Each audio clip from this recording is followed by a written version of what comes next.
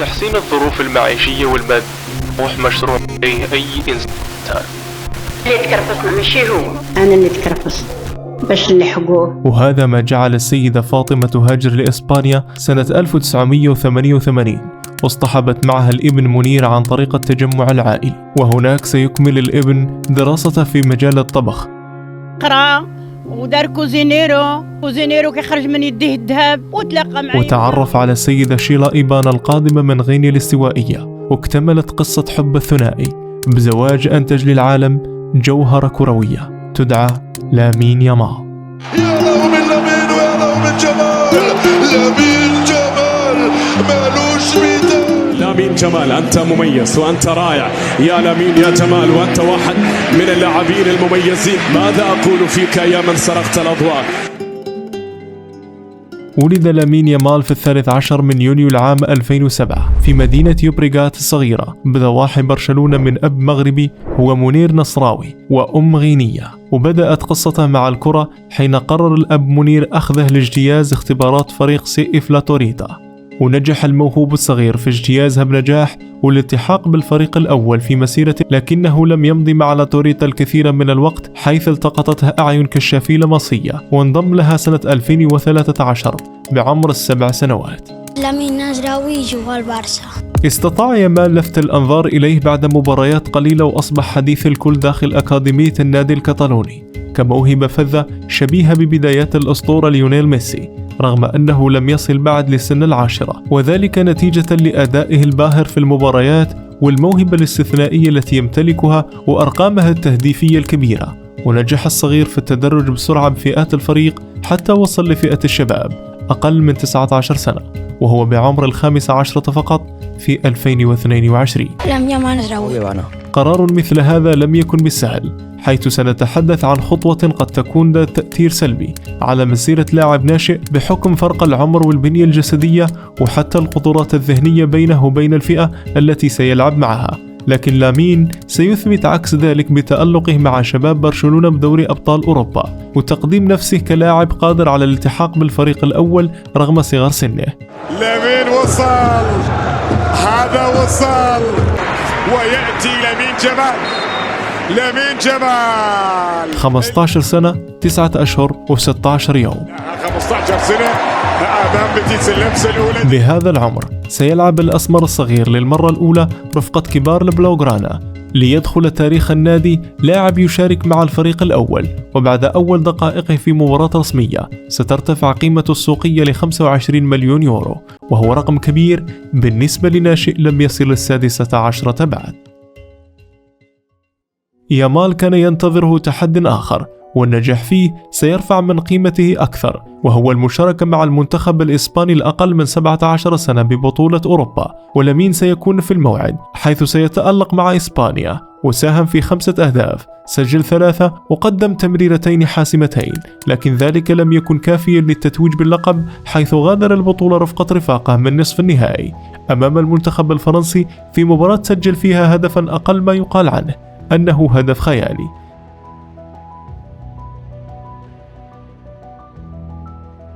تذكروا هذا الهدف جيدا فستشاهدون نسخة طبق الأصل منه.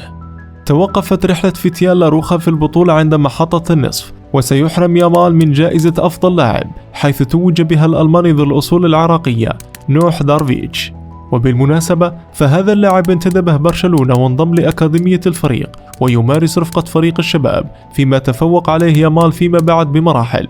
فدارفيتش لا زال حتى الآن لم يلعب أي دقيقة مع الفريق الأول، فيما لامين أصبح قطعة أساسية في تشكيلة البلاوغرانا، وسرعان ما أثبت أنه نجم صاعد بقوة بعد أداء مميز خلال موسم 2023-2024. الأسمر الصغير شارك في 37 مباراة بالليغا، ساهم خلالها في 10 أهداف، سجل 5 وقدم 5 تمريرات حاسمة، ومعظم مساهماته كانت في مباريات حاسمة نهاية الموسم، حين احتاج الفريق للانتصارات لحسم المركز الثاني. يامال سجل حضوره أيضا بدوري الأبطال بداية من مباراة أنتويرب البلجيكي، وبصم على مساهمته الأولى بتقديم أسيستو في المجمل. شارك ب10 مباريات، صنع هدفين خلالهما. وانتهت رحلة مشاركته الأولى مع البلوغرانا بالتشامبيونز ليج بالإقصاء أمام باريس سان جيرمان في ربع النهائي. الموهوب الصغير كان فعالا أيضا بكأس السوبر الإسباني، وسجل هدفا حاسما في شباك مايوركا بنصف النهائي ليقود الفريق للنهائي، حيث هزم أمام الغريم ريال مدريد. بالأرقام، لعب لامين يامال 49 مباراة خلال موسم 2023-2024، سجل 6 أهداف وصنع 7، ما دفع بلويس دي لافوينتي لضمه للقائمة النهائية لإسبانيا التي ستشارك بيورو ألمانيا 2024. العادي بالنسبة للاعب شاب غير مستأنس بضغط البطولات الكبرى هو الدخول في أجواء المنافسة بشكل تدريجي، لكن مع مدرب يؤمن بالمواهب الشابة مثل دي لافوينتي فالأمر مختلف. لويس أقحم الجوهرة الصغيرة في المباراة الافتتاحية للإسبان بالبطولة ضد كرواتيا في التشكيل الأساسي، والفتى لم يخيب الآمال وظهر في وقت حساس من المباراة كانت كرواتيا تبحث خلالها عن العودة في النتيجة، حيث أرسل عرضية بالمقاس للخال كارفاخال الذي نتمنى له الشفاء العاجل، الذي سجل الهدف الثالث، ما جعل يامال يصبح أصغر لاعب يصنع هدف في تاريخ البطولة. وتأكد للجميع أن قرار دي لافوينتي بإشراكه منذ البداية كان مثاليا. نصراوي الصغير شارك أيضا في الجولة الثانية ضد إيطاليا في مباراة انتهت بفوز إسبانيا بفضل هدف كلافيوري ضد مرمى، فيما لم يشارك في المباراة الثالثة ضد ألبانيا التي كانت تحصيل حاصل بعدما تم حسم التأهل في اللقاء السابق. ثمن النهائي وجد الماتادور في طريق منتخب مغمور على الورق وعنيد بالميدان. حديثنا هنا عن جورجيا بنجمها خفيتشا كفاراتسخيليا. منتخب صدم الإسبان في البداية بهدف سريع، لكن أبناء دي لافوينتي خرجوا من صدمة البداية بسرعة وأدركوا التعادل بتسديدة النجم رودري، قبل أن يظهر الساحر الصغير مجددا بعرضية متقنة حولها فابيان للشباك، ما فتح المباراة أمام لاروخا لاكتساح الجورجيين برباعية. خلال ربع النهائي، يامال ورفقاء وجدوا في طريقهم مستضيف البطولة وأحد المرشحين للتتويج بها، منتخب ألمانيا الذي يضم مزيجا من لاعبي الخبرة والشباب. لكن مهلا، إسبانيا لديها موهبة فذة اسمها لامين يامال نصراوي، مفتاح نصرهم أمام الألمان. هذه الهدية لاعب أكبر من عمره، يفوق عمره، نعم، موهبة ورؤية ونظرة وقرار. كانت هذه كلمات المعلق الكبير علي سعيد الكعبي بعد تمريرة يامال للبديل أولمو الذي سجل التقدم للاروخا قبل أن تدرك الماكينات التعادل، ثم حسم الإسبان المباراة بهدف قاتل من ميرينو. حتى الآن بوصول البطولة لنصف النهائي لازال الأسمر الصغير يبحث عن هدفه الأول بالبطولة ليصبح أصغر من يسجل تاريخيا باليورو، لكن المهمة لن تكون سهلة أمام وصيف بطل العالم المنتخب الفرنسي بنجومه الكبار والاستقرار الذي يعيشه منذ سنوات. وبداية المباراة كانت توحي بأن لقاء النصف ستكون المحطة الأخيرة لإسبانيا بكأس أوروبا بعد هدف مبكر من كولومواني في الدقيقة 8. ما الحل يا ترى للعودة في النتيجة؟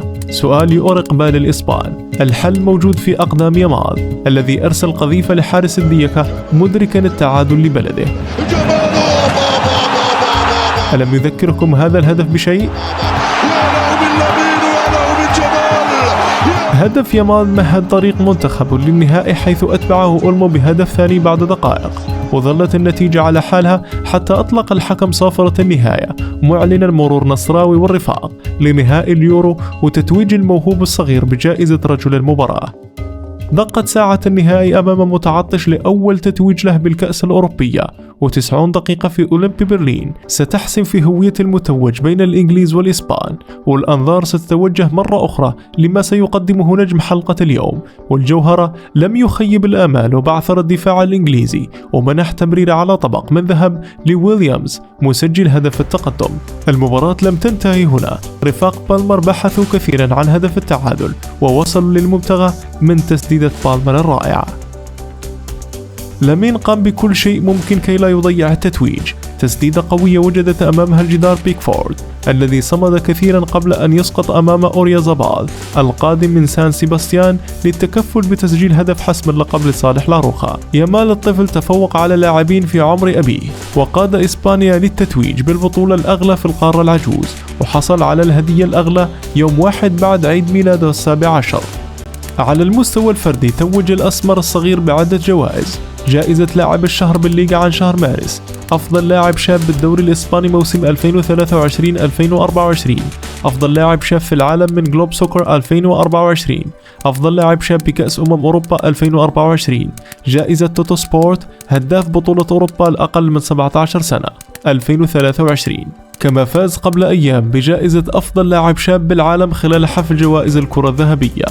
لامين يامال النصراوي بدأ الموسم الجديد بطريقة مميزة، حيث سجل 5 أهداف وقدم 7 تمريرات حاسمة خلال أول 12 جولة من الليغا، وساهم في تحقيق البلاوغرانا لفوز كبير على الغريم ريال مدريد في الكلاسيكو برباعية. وفي دوري أبطال أوروبا سجل هدف وصنع آخر. قصة لامين يامال تجسد كيف يمكن للكفاح أن يكون الجسر الذي يعبر الأبطال، وكيف أن الجذور التي تغذيها التضحيات تزهر لتصبح أشجار وارفة تعانق السماء. ماذا أقول فيك يا من سرقت الأضواء؟